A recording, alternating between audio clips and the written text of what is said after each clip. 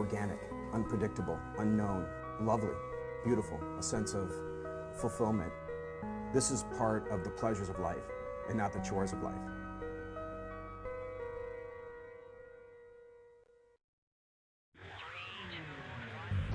Coming up on Daily Iowan TV, the University of Iowa ticket office is ditching the paper and going digital. Stay tuned to learn about the upcoming changes for student tickets. Also see how a community is lending aid to residents who have faced one of the worst traumas. Wiseman for Heisman, we'll fill you in on Iowa football fans' newest craze. That's all coming your way next. Daily Iowan TV starts now. I'm Tom Brokaw. For more than 100 years now, the University of Iowa community has been waking up to the Daily Iowan. Today, it's the largest newsroom in eastern Iowa.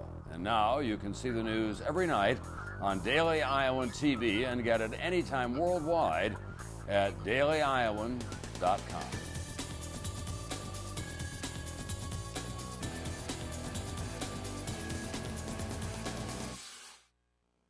Thanks for tuning in to your Monday edition of Daily Iowan TV. I'm Adam Lacey. And I'm Rebecca Hager.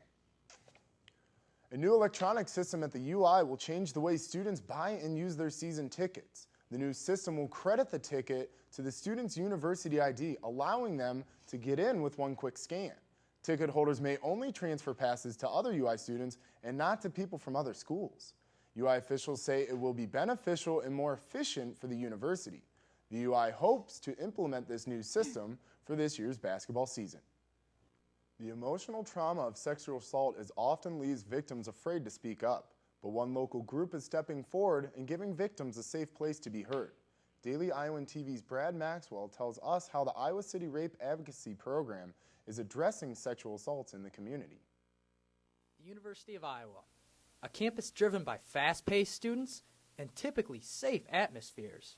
But as the sun fades and downtown comes to life, officials encourage students not to be lulled into a false sense of security. Sometimes people come to Iowa City thinking it's still a small town, and so I think that all of us have some sense that it can't happen to me.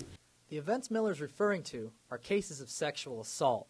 In 2012 alone, 3 cases of sexual assault have occurred on the UI campus, in locations such as the Hillcrest and Courier dorms, as well as the most recent attack, which occurred near the Biology Library on September 6th.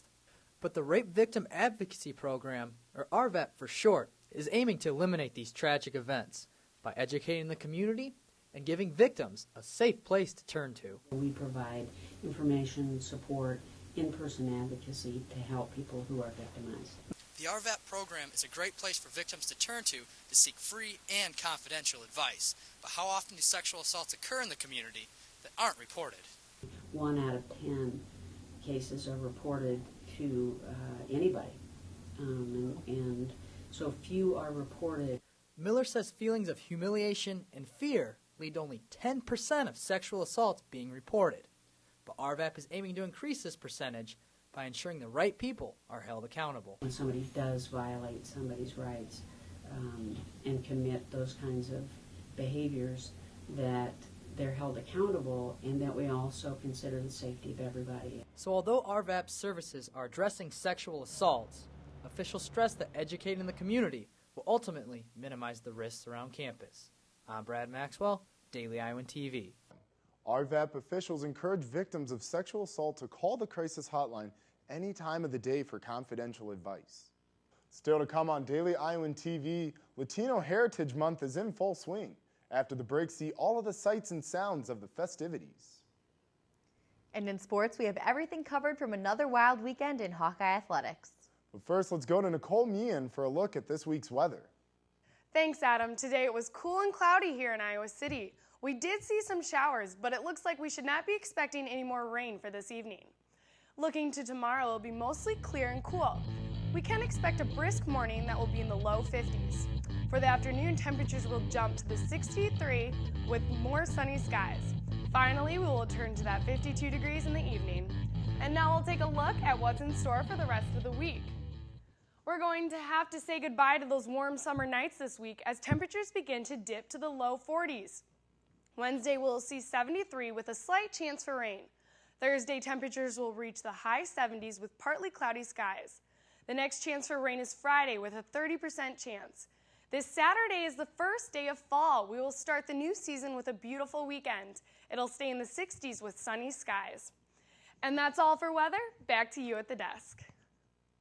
It is currently Latino Heritage Month here on campus. And Daily Iowan TV reporter Muriel Kone tells us how the celebration is affecting new and incoming students. Iowa City is a long way from Sandwich, Illinois, the home of UI freshman Diana Alfaro, and leaving behind the support system of her family was certainly not easy. We're a really close family, so we're always there for each other. For the first time ever, organizers of the Latino Heritage Month held an event to jumpstart the celebration to give newcomers an opportunity to meet and greet. Getting involved, getting that sense of community is really important because without that, I don't know what I would do here. Various Latin organizations such as ALMA were present, and many spoke to students about how they can get involved in the Latino community. I didn't know of them still here as a sophomore, so I think it would have been helpful to kind of know about them last year because I know like a lot of them I kind of want to go talk to now. And for Diana, it was a somewhat reassuring experience. It reminds me that I'm not here alone. After graduating at the top of her high school class, adjusting to college workload did take some getting used to. I'm so used to going for like 8 hours of school and then going home and doing homework. And here it's like, oh, I have class, but then I have an hour break that I can be like reading for my next class. And with all said and done, transitioning into a new system for some also means a new community. Muriel Kone, Daily Iowan TV. The events and festivities will continue until October 15th. Researchers at the University of Iowa are examining senior safety on the road. The Aging Minds and Brains Initiative, or AMBI, is partnering with Toyota to test how older people react to technology in different situations while driving.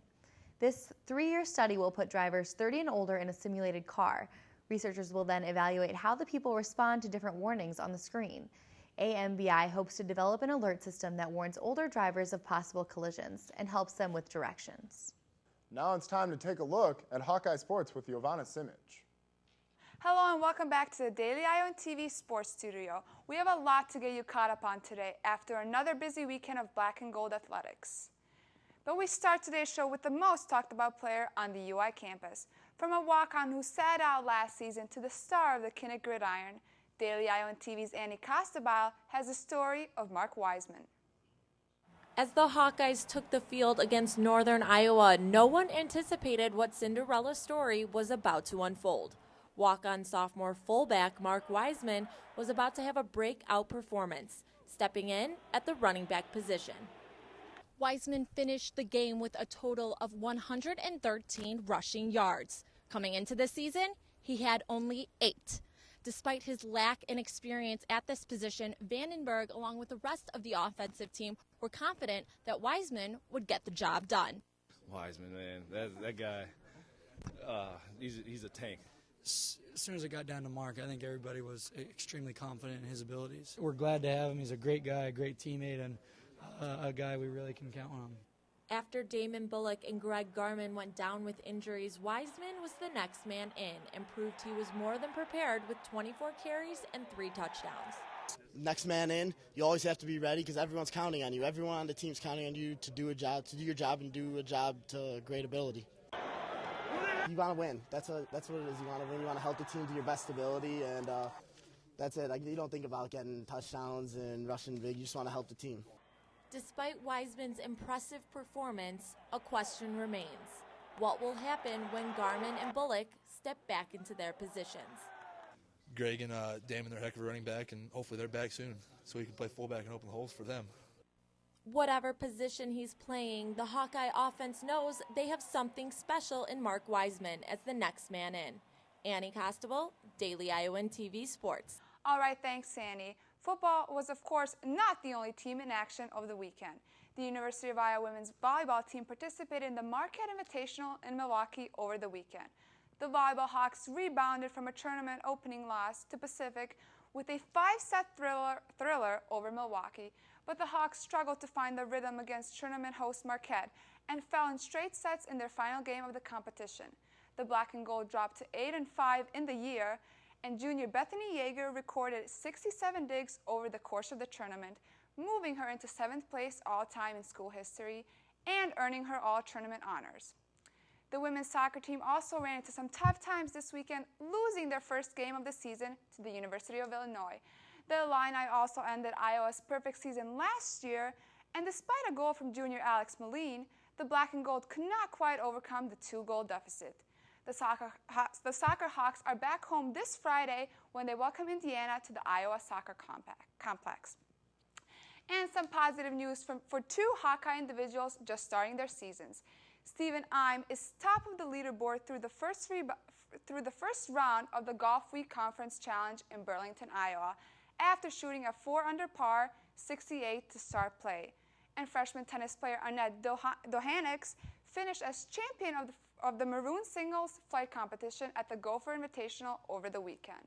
And one last update before we wrap up the show. The 14th ranked University of Iowa field hockey team took down number 20 Albany at Grant Field over the weekend. The Hawks improved to 5-2 on the year and remained perfect at home on Grant Field. Junior Kelsey Mitchell netted both goals for the Field Hawks, recording a multi-goal game for the first time in her career. And now we're pleased to welcome back Daily Iowa field hockey beat reporter Cody Goodwin. And Cody, tell us a little bit about the matchup the Hawks had. I heard they had a lot of scoring chances. Absolutely they did. They tallied up 12 total shots on the weekend, and Kelsey Mitchell, who did score twice, as you already mentioned, she was able to put her first goal away in the first 4 minutes of the competition, which is exactly what they wanted to do. They wanted to score early, and they wanted to score often. The often didn't actually come, but Mitchell was able to put her second goal away in the first 2 minutes of the second half. So the Hawks held on to a 2-0 lead for 67 minutes of the contest before Albany was able to sneak in their only goal, and they were able to cling on to the lead in the last 3 minutes. So it was a really, really fun game to watch, really exciting, bunch of pressure building. It was a fun game. Now, that must have taken a lot of confidence. Who was the player that stood out most to you? I'll tell you what, the goalie, Kathleen McGraw, senior, had a very, very good game, a lot of good saves, but I'll tell you who really caught my eye was the senior back line, Gina Leshak. She had a really good game. She stopped a lot of offensive opportunities that Albany tried to force through in the last 10 minutes, and she did a fantastic job. She held her poise, she kept her focus, and that was a very disciplined back line led by the senior Leshak. Now, this weekend, they're returning to conference play in Michigan. Can you give us a little preview of what we have to expect? Absolutely. They're going up to East Lansing to face off with Michigan State on Friday and Central Michigan on Sunday. It's going to be kind of the opening of their conference play, and I know Griesbaum and the girls are really excited to get conference play underway. They're vying for that Big Ten conference crown this year, so we'll see what happens. They start with Michigan State on Friday. All right. Well, thank you, Cody, so much. That's all the time we have here. Back to you at the desk. Now it's time for a look at what's happening outside of Iowa. Another major university received a bomb threat on Monday morning. Louisiana State University evacuated more than 1,000 students from their main campus after a bomb threat was called in. The University of Texas in Austin received a similar threat last week, but officials don't believe the two threats are related. Explosives have yet to be found in both instances, and those who called in the threats have yet to be identified. Baton Rouge police have not released any more details about the threat, saying the incident is still under investigation. Diplomats at the U.S. Embassy in the Lebanese city of Beirut have begun destroying classified materials as a security precaution. This emergency procedure comes amid the anti-American protests in Middle Eastern countries. Protesters have broken into several U.S. compounds in Middle Eastern countries, most famously in Libya, where several diplomats were killed, including the U.S. ambassador. The embassy in Beirut has also begun sending Lebanese employees home early as a part of their emergency precautions. Iran believes that the UN has tried to infiltrate their International Atomic Energy Agency to try and derail their nuclear program. Iran's nuclear chief Faridwan Abbasi said he believed terrorists and saboteurs sent by the UN are responsible. Iran has refused to cooperate with international regulations regarding nuclear weapons, making the incident more sensitive. The conflict surrounding Iran has been a big talking point for upcoming elections. Many politicians believe it is time to draw a red line with Iran. And only with Daily Iowan TV can you get a sneak peek at tomorrow's edition of the Daily Iowan. Read about why the relatively new study abroad program in Cuba could potentially be canceled. Also read about how students converse with professionals at the Smithsonian about one of the nation's most important documents. That's your latest edition of Daily Iowan TV. Be sure to check us out tomorrow or anytime online at dailyiowan.com. Thanks for watching and have a great night.